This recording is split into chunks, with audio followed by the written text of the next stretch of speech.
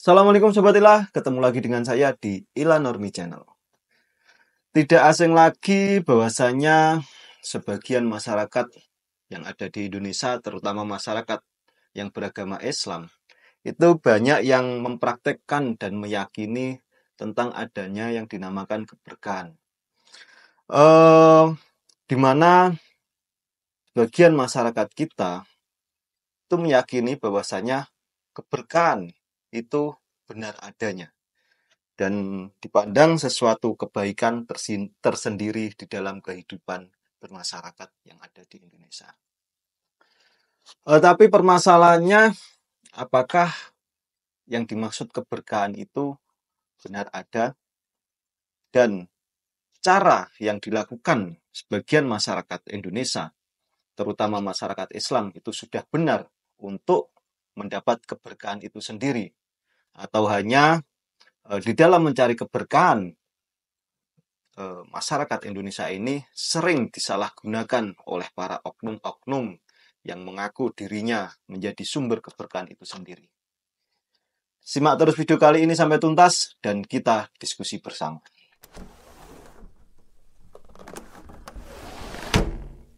Sebelum kita mendalami apa maksud dari keberkahan itu, tentu kita memahaminya secara bahasa dulu, arti keberkahan itu sendiri.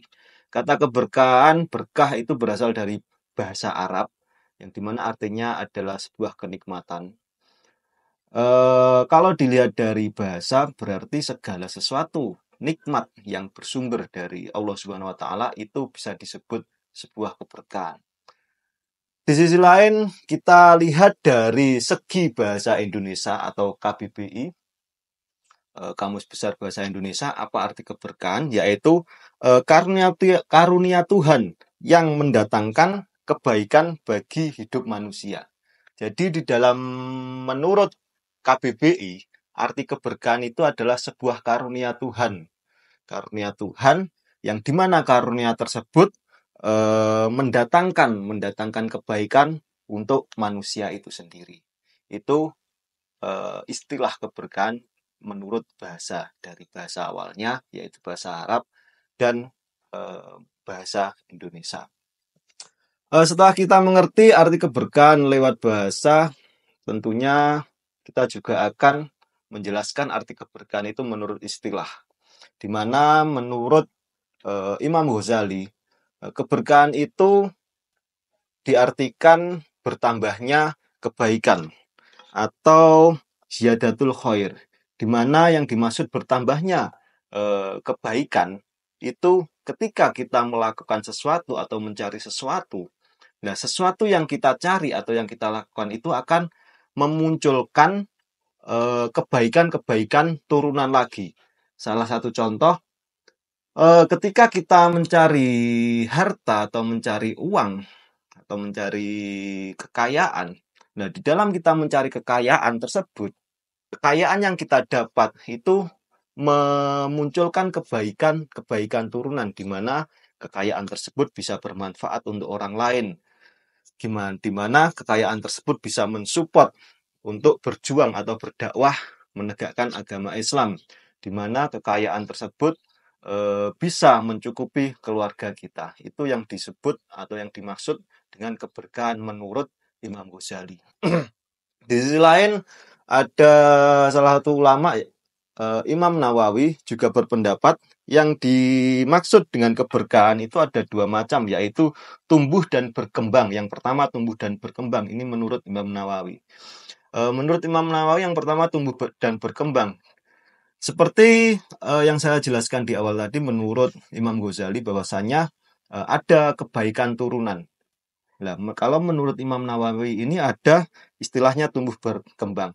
Jadi maksudnya ketika kita melakukan suatu pekerjaan atau melakukan suatu pencarian, di mana pekerjaan atau pencarian tersebut itu bisa bertumbuh dan berkembang ke arah yang lebih baik tentunya. Itu. Yang kedua, menurut Imam Nawawi, arti istilah keberkahan itu adalah kebaikan yang berkelanjutan. Tidak sama seperti maksud Imam Ghazali. Jadi ketika kita melakukan sesuatu atau mencari sesuatu itu menjadikan sesuatu yang kita cari atau yang kita lakukan itu menjadikan kebaikan turunan atau kebaikan yang berkesinambungan.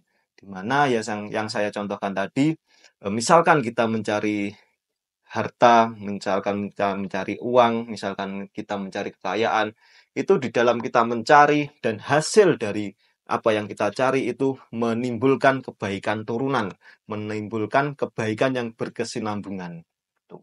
Itu menurut para ahli dalam agama Islam tentang arti keberkahan menurut istilah. Di dalam video kali ini kita akan lebih fokus tentang keberkahan dalam mencari ilmu, di mana istilah keberkahan mencari ilmu itu sering kita dengar di dalam dunia pendidikan kita, terutama dunia pendidikan Islam. Ada istilahnya ketika kita mencari ilmu dan terdengar banyak dari seseorang yang mengatakan nanti ilmunya tidak berkah, nanti ilmunya tidak manfaat. Lah, apa yang dimaksud keberkahan dalam mencari ilmu atau ilmu itu berkah dalam hidup kita? Menurut istilah yang dirumuskan oleh Imam Ghazali bahwasanya keberkahan itu adalah ziyadatul khair, yaitu bertambahnya kemanfaatan atau bertambahnya kebaikan. Jadi tinggal kita gabungan saja. Keberkahan dalam mencari ilmu berarti itu bertambahnya kebaikan di dalam kita mencari ilmu.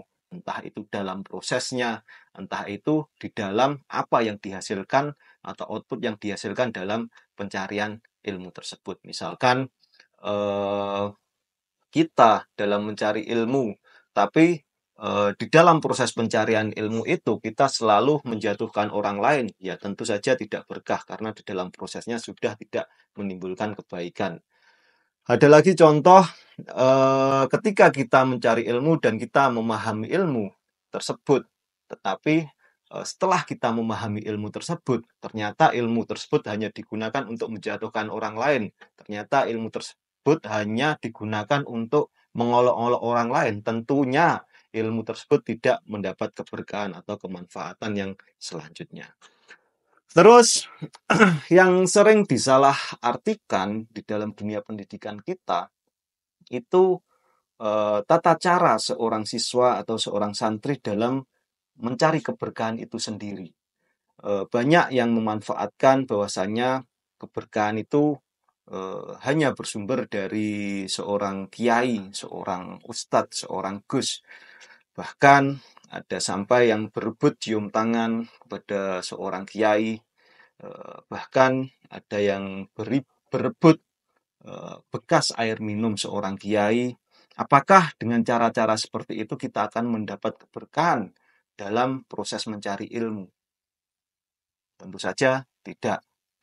Apakah ketika kita berebut mencari bekas air minum kiai, setelah kita minum air kiai tersebut, kita menjadi sakit, menjadi mencret, apakah itu sebuah keberkahan? Tentu juga tidak.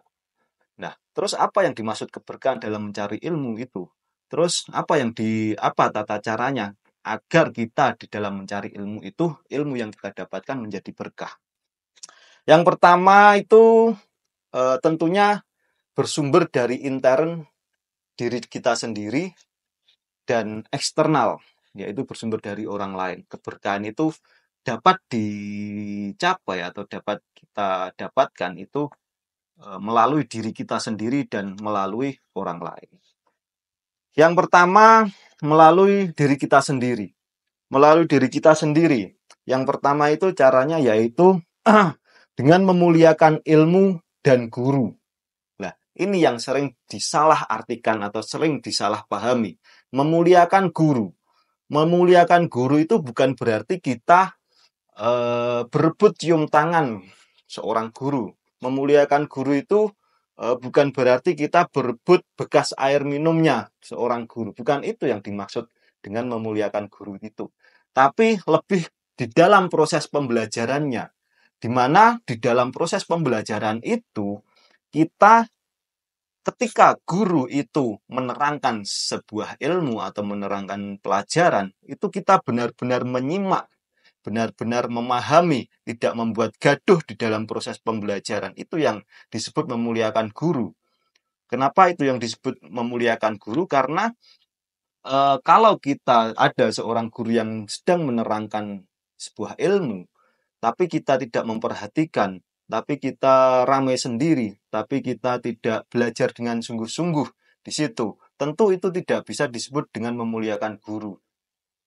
Dan tentu juga itu tidak bisa disebut dengan memuliakan ilmu. Karena di dalam proses pembelajaran itu, yang terpenting itu bukan kita dalam memuliakan guru itu yang terpenting itu bukan kita berebut cium tangan guru, berebut air bekas minumnya guru, bukan itu yang terpenting, tapi kita lebih menghargai di dalam proses pembelajaran itu agar menciptakan suatu kondisi proses pembelajaran yang kondusif, di mana proses pembelajaran kondusif tersebut dapat membuat kita menerima ilmu dan menghargai ilmu tersebut yang disampaikan dari guru oleh kita.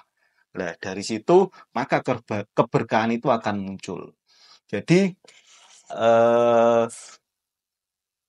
ilmu itu bisa berkah kepada kita itu ya dengan kita belajar sungguh-sungguh di dalam proses pembelajaran itu. Jadi kalau ada misalnya seorang kiai atau ulama yang mengatakan bahwasanya keberkahan itu hanya terjadi ketika kita berebut mencium tangan guru. Oke, itu baik. Tapi di dalam proses pembelajaran kalau kita tidak bisa menghargai seorang guru dalam menyampaikan ilmunya, ya tentu keberkahan itu tidak akan kita dapat. Ini pengalaman saya ketika saya mengajar di salah satu MTS, di mana MTS tersebut berada di lingkungan pondok. Nah, sebagian besar siswa yang saya ajar pada waktu itu adalah seorang santri. Nah, di mana ketika proses pembelajaran tersebut, kalau yang mengajar itu bukan dari Gus, bukan dari Kiai, siswa-siswa tersebut seenaknya sendiri. Bahkan ada yang diajar sambil tidur, diajar sambil ngobrol sana sini, tidak menghargai guru yang ada di depannya. Karena kemungkinan pahamnya siswa itu guru yang bukan berasal dari Kiai atau Gus itu tidak mempunyai sumber keberkahan. Tentunya tidak seperti itu. Setiap guru itu mempunyai sumber keberkahan. Ketika kita memuliakan guru dengan kita menyimak atau dengan kita memuliakan gurunya itu menghargai ketika guru itu menerangkan sesuatu ilmu dan kita melapangkan diri kita untuk menerima ilmu dengan memahami apa yang disampaikan guru itu, tentunya kita akan mendapatkan keberkahan itu sendiri. Yang nomor 2, dalam kita mencari keberkahan di dalam proses pembelajaran ini, yang internal di dalam diri kita, yaitu harus menumbuhkan sifat tekun belajar. Tentu, dengan kita tekun belajar, kita akan dapat menghargai apa itu ilmu, dan kita akan dapat menghargai apa yang dicita-citakan oleh guru kita. Tentu semua guru bercita-cita bahwasanya apa yang diajarkannya itu bisa dipahami oleh semua muridnya. Walaupun seorang guru itu tidak bisa memberi pemahaman kepada murid. Tapi guru pasti mempunyai cita-cita bahwasanya apa yang diajarkannya itu bisa dipahami oleh seorang murid. Nah, salah satunya untuk kita mendapatkan keberkahan itu yaitu kita dengan tekun belajar. Dengan tekun belajar, maka dari itu dengan tekun belajar itu kita dapat memuliakan guru dengan cara yaitu bersungguh-sungguh belajar, mengevaluasi pembelajaran kita, membaca referensi sana sini. Nah, itu proses yang harus dilakukan di dalam tholabil ilmi atau di dalam proses mencari ilmu agar supaya kita mendapatkan keberkahan ilmu sendiri atau kemanfaatan dari ilmu sendiri. Yang nomor 3 yaitu menahan nafsu kita. Menahan nafsu dari apa? Yaitu menahan nafsu dari sesuatu yang bisa mengalihkan diri kita dari proses belajar ini. Salah satu contoh ketika kita di dalam satu pesantren tapi kita tidak fokus dalam proses pembelajaran, misalkan kita sambil dengan pacaran dan lain sebagainya, tentu itu akan mengalihkan fokus kita. Dan dari mengalihkan fokus itu, kita tentunya di dalam proses pembelajaran itu kita tidak akan mendapat keberkahan di dalam ilmu tersebut. Sehingga ketika kita keluar dari pesantren tentunya sebagian besar ya hanya hanya sebuah cerita saja. Kita tidak bisa mengambil kemanfaatan apa yang kita pelajari di dalam pesantren tersebut. Selanjutnya, faktor eksternal yang bisa membuat kita memperoleh keberkahan dalam mencari ilmu itu ada dua, yaitu orang tua dan guru itu sendiri. Tentu kita ulas dari orang tua. Orang tua ketika anaknya menempuh suatu proses belajar pembelajar di dalam entah di dunia formal, di dunia pendidikan formal atau pesantren, tentu orang tua harus mensupport semua itu. Tanpa support orang tua, apa yang dilakukan anaknya di dalam proses pembelajaran tentu tidak akan tercapai. Salah satu contoh tentang persiapan apa yang dibutuhkan dalam proses pencarian ilmu sendiri, misalkan menyiapkan, membelikan buku tulis, peralatan, dan lain sebagainya, itu harus ada support dari orang tua. Tanpa support dari orang tua, tentunya anak yang meniti atau mengampu dalam pembelajaran tersebut tentunya tidak akan mendapat keberkahan atau kemanfaatan keberlanjutan dari dari menempuh dari menempuh pencarian ilmunya tersebut. Dan yang kedua, faktor eksternal yang mempengaruhi seorang siswa atau seorang santri dalam mencapai keberkahan tersebut adalah guru itu sendiri. Ya, guru. Guru itu seharusnya harus ketika beliau itu sudah mendeklarasikan dirinya sebagai guru, seharusnya hatinya itu selalu tersambung kepada santri, setiap saat mendoakan santri, setiap saat mendoakan siswa, dan lain sebagainya. Tentu di sini kaitannya dengan ekonomi. Beda dengan guru zaman dahulu. Zaman dahulu itu tingkat keikhlasannya lebih tinggi. Tapi sekarang dikarenakan kebutuhan juga semakin banyak, jadi guru itu bisa dijadikan salah satu pekerjaan di mana ketika kita atau seorang guru menerima sebuah bayaran atau menerima gaji yang tidak sesuai apa yang dilakukan, pasti ada rasa syak atau rasa grundel istilahnya. Nah, dari situ proses keberkahan itu bisa tersendat. Nah, maka dari itu pesan saya kepada pemerintah, sejahterakan gaji guru ini, selesaikan ini dulu. Kesejahteraan guru diselesaikan, baru guru bisa fokus dalam memberikan atau dalam mengajarkan, mentransfer ilmu kepada siswa, sehingga keberkahan atau kebaikan keberlanjutan yang didapatkan siswa itu akan tercapai. Oke Sobat Ilah, di dalam mencari keberkahan, kita sebagai siswa atau kita sebagai guru, tentunya kita harus mengikuti step-step yang saya terangkan tadi kurang lebihnya.